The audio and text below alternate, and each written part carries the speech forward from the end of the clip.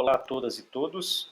Eu sou o professor Marcos Gonçalves, do Departamento de História da Universidade Federal do Paraná e membro do GELV, o Grupo de Estudos e Leituras sobre a Violência. E hoje eu vou comentar com vocês algo a respeito do fascismo, porém do fascismo enquanto a gênese histórica desse movimento a partir de uma resenha que eu publiquei sobre um livro que chamou muito minha atenção à época, pela capacidade de síntese, pela concisão de análise e pela forma criteriosa que abrigou as fontes empregadas.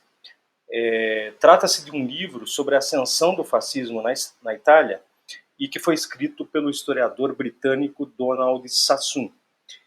E, é claro, eu vejo como importante e muito atual, necessário, reviver essa temática, sobretudo pensando nas condições políticas hoje vividas no Brasil, polarizado, dividido e, me parece, sem qualquer projeto mais amplo e universal de uma democracia que possa melhor socializar as riquezas e os bens da cidadania. E também porque o nosso país corre um sério risco de que em 2026 novamente venha a ser engolfado por forças políticas as mais retrógradas e obscurantistas que talvez já existiram na história republicana e que podem perfeitamente, num processo eleitoral como é o nosso, reinstituir um Estado que eu chamaria de um Estado onagrocrático, devido, obviamente, ao escancarado déficit cognitivo que tais forças apresentaram entre os anos de 2018 a 2022.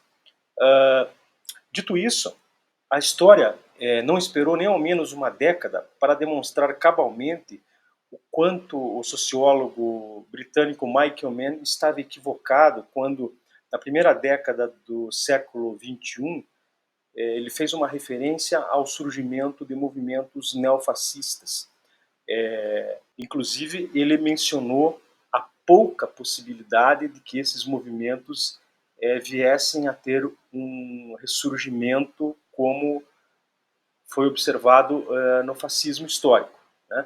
Então, numa obra que foi traduzida ao português, esse sociólogo ele acabou concluindo pela impossibilidade política de reaparecimento vigoroso do fascismo.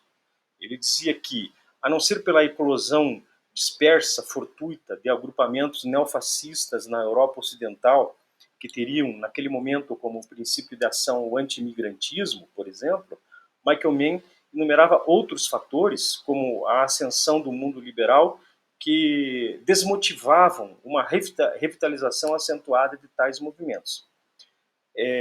No entanto, hoje nós podemos afirmar com plena certeza que o sociólogo estava completamente equivocado, porque parece que o fascínio pelo tema ele é contínuo, frequente, devido mesmo à preocupação crescente de historiadores e demais cientistas sociais em estabelecerem alguns marcos conceituais que sejam cada vez mais precisos para estudar o fenômeno, para classificá-lo não somente dentro do seu contexto imediato de referência histórica, ou seja, entre o fim das duas guerras mundiais do século passado, e sim abordar o fascismo como uma categoria ampla e, sobretudo, de permeabilidade sócio-histórica significativa. Então, essas duas razões que eu elenquei, elas acabam implicando em que as interpretações sobre o fascismo sejam conduzidas, sobretudo, pela originalidade na análise dos materiais e nas descrições tipológicas do fenômeno. É por isso que o fascismo se consolida hoje como um fenômeno que apresenta conteúdos de alcance transdisciplinar. No mesmo passo, não se cogitaria em uma retomada pura e simples dos estudos sobre o fascismo que viesse a suprir apenas ambições intelectuais, né? Se nós tomarmos, por exemplo, em consideração argumentos ainda presentes de Renzo De Felice, foi um eminente historiador do fascismo e também um dos principais biógrafos de Mussolini, em meados da década de 1970, De Felice produziu uma clássica revisão historiográfica do fenômeno, explicando que as primeiras tentativas de interpretação do fascismo elas foram contemporâneas ao próprio movimento e acabaram seguindo o processo de afirmação do regime fascista na Itália. E ainda segundo De Felice, foi apenas por breve período e imediatamente após a Segunda Guerra que a cultura europeia, esgotada com um problema trágico como a guerra, que pretendia ser esquecido e encerrado, acabou optando por um distanciamento de curta duração. Então, ali por final da década de 50, mais ou menos, ressurgiu uma necessidade até angustiante de entender o fascismo e suas variantes de ação e representação, a sua violência, seus rituais, suas manifestações regionalizadas. E todos esses anseios fizeram com que o tema voltasse a ser objeto de indagações com uma renovada intensidade já no início dos anos 1960. Então, ao contrário de recuar ou de ser eclipsada por modismos, a historiografia do fascismo continua exibindo uma notável tendência de avanço e adensamento analítico constatada por muitas traduções que chegam ao Brasil, que são recepcionadas entre os estudiosos, entre os especialistas no meio intelectual brasileiro. E esse estudo do Donald Sassoon, que se chama Mussolini e a Ascensão do Fascismo, ele foi publicado no ano de 2009. Esse professor Sassoon, ele é professor de História Comparada da Europa na Universidade de Londres, e esse livro, reforço, ele se constitui como exemplo de uma excelente síntese de história política sobre a elevação do fascismo a regime político na Itália, que é considerado o país berço do movimento. De forma que, numa análise bastante ágil e de bastante fôlego, o Donald Sassoon traça um painel conjuntural de uma Itália pós-Primeira Guerra sendo rapidamente engolfada pelo fascismo. É mais ou menos dentro desse contexto que o autor estabelece o debate sobre questões centrais, de acordo com os capítulos que ele vai trabalhando. Uma das questões que o Sassoon vai trabalhar é tentar desconstruir certos mitos legitimadores do fascismo. Um desses mitos legitimadores é a chamada ou lendária Marcha sobre Roma de outubro de 1922. Um outro dado, um dado mais objetivo, é a suposta penetração eleitoral dos fascistas. Nesse segundo aspecto, quanto à questão eleitoral, embora o número de adeptos e militantes do fascismo viesse aumentando de forma constante nos primeiros anos da década de 1920, chegando mais ou menos em maio de 1922 a aproximados 320 mil membros, o fascismo ele nunca se caracterizou por ser uma força eleitoral antes da tomada do poder. Ele estava pressionado entre dois grandes partidos, que eram os dois maiores partidos italianos da época. O PPI, Partito Popular Italiano, de base católica, e o Partido Socialista, que era representante dos trabalhadores urbanos e de uma nova intelectualidade, de uma jovem intelectualidade. Então, o movimento fascista ele teve que recorrer às alianças com principalmente liberais e nacionalistas de direita. Liberais, diga-se de passagem, de extração conservadora. O segundo aspecto, que o Sassoon chama de outro mito legitimador, é a superestimação da Marcha sobre Roma, que também é alvo de bastante crítica dele. Inclusive uma crítica pontuada de fina ironia. E a descrição do autor sugere que a linguagem de Mussolini, de seus acólitos, seus cúmplices, para justificarem a chegada ao poder, pintava mais ou menos um quadro de sublevação e celebrava a violência revolucionária manifestada nessa marcha sobre Roma. Impressões falsas que se legitimaram através das 2 décadas do regime, destruindo a lembrança de que Mussolini fora designado primeiro-ministro dentro de um quadro de legalidade constitucional, a despeito da crise política e econômica atravessada pela Itália no início dos anos 1920. Então vejam vocês que tanto o fascismo italiano como a sua versão alemã, o nazismo, chegaram ao poder sem precisar mexer ou destruir o projeto constitucional do liberalismo, né? Na Alemanha ocorreu o mesmo. A Constituição de Weimar, ela continuou valendo apesar da chegada dos nazistas ao poder, né?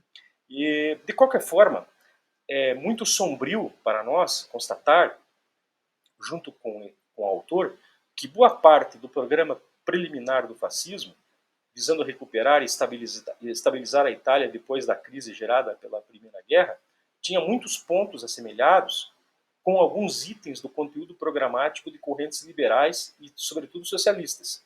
O autor vai assinalar, por exemplo, que o programa dos FAT não era abertamente de direita, pois encampava uma série de reivindicações que fugiam aos programas nitidamente conservadores. Por exemplo, os fascistas, em seu programa, consideravam a extensão do sufrágio às mulheres, o recuo da idade de voto para 18 anos, a abolição do Senado, o salário mínimo, a jornada de trabalho de 8 horas, a representação dos trabalhadores nas empresas, o imposto sobre a riqueza, o confisco de bens da igreja e um imposto especial sobre os lucros da guerra. Dois substanciais fatores combinados ajudam a explicar, segundo Donald Sassoon, a razão de ter o poder caído nas mãos dos fascistas. Primeiro, os resultados insatisfatórios, trágicos, frustrantes da Primeira Guerra e as fragilidades históricas do sistema parlamentar italiano.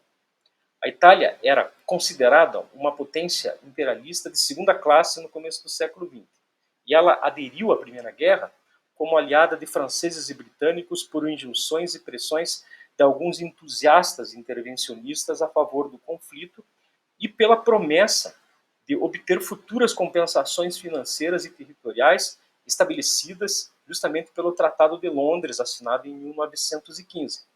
E daí, tão logo foi encerrado o conflito, acabou se produzindo um descontentamento generalizado em razão de que o verdadeiro espólio da guerra recebido estava muito aquém das expectativas italianas e daquelas compensações prometidas pelo Tratado de Londres.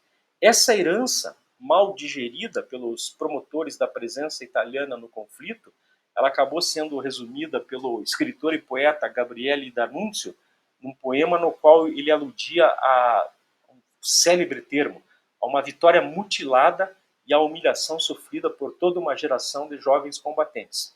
O Donald Sassoon ainda vai explicar que os beneficiários da guerra foram aqueles grupos que formavam o grande triângulo industrial da Itália, e que era composto pelas três grandes corporações capitalistas: a Ansaldo, aço, a Fiat, veículos, e a Pirelli, a borracha. Então, enquanto a indústria italiana mostrava-se, como sempre, dependente do governo, que era o seu principal comprador, o Estado se escorava nos bancos credores e nos impostos dos contribuintes para equilibrar seus orçamentos. Por seu lado, aquelas associações de veteranos que foram criadas logo após a guerra, além da construção de um forte sentimento de comunidade, passaram a exigir mais espaço político, mais reconhecimento pelos sacrifícios que a experiência de violência e brutalidade de uma guerra tinham representado. Então, para vocês terem uma ideia, algumas estatísticas apontam que o número de baixas italianas na Grande Guerra foi muito alto, em torno de 650 mil mortos e em torno de 1 milhão de feridos. E vem daí a segunda possibilidade analisada pelo historiador Donald Sassoon, que diz respeito às debilidades do sistema parlamentar italiano. Elas são detectadas pelo Donald Sassoon como algo enraizado na cultura política italiana, pelo menos desde o processo de unificação na segunda metade do século XIX. A Itália não tinha partidos fortes e estabelecidos, e com uma monarquia que pouco sensibilizava a audiência pública, fazendo com que o Estado italiano fosse, por conseguinte, um Estado fraco. E o parlamento era basicamente um lugar, uma arena em que os representantes dos interesses fundiários e os industriais entravam permanentemente em disputa de cada lei ou medida financeira. De modo que o avanço do fascismo ele foi projetado justamente nesse quadro crônico de crise social e política em desdobramento. As primeiras percepções sobre o que era o fascismo foram casuais, fortuitas, e críticos antifascistas do futuro próximo, como alguns líderes comunistas, Antônio Gramsci e Palmiro Togliatti, apenas faziam menção breve sobre a violência dos fascistas e provavelmente não viam nele, naquele momento, uma real possibilidade de vir a se tornar uma força política estável e candidata à governabilidade. Essa é a primeira parte da minha fala sobre a ascensão do fascismo na Itália, procurando também, vou procurar fazer também na segunda parte algumas conexões com o momento atual vivido por muitos países que foram também recentemente engolfados por correntes fascistas ou filofascistas através de eleições. O caso do Brasil, o caso da Itália recente, Polônia e Hungria. Por enquanto eu fico por aqui. Muito obrigado e convido a todos a seguirem os nossos conteúdos, os conteúdos do Gelve através dos nossos canais. Nós temos uma newsletter, nós temos também um canal no Instagram e agora temos um canal no YouTube que, a propósito, vai ser oficialmente lançado no próximo dia 2 de abril de 2024. Muito obrigado.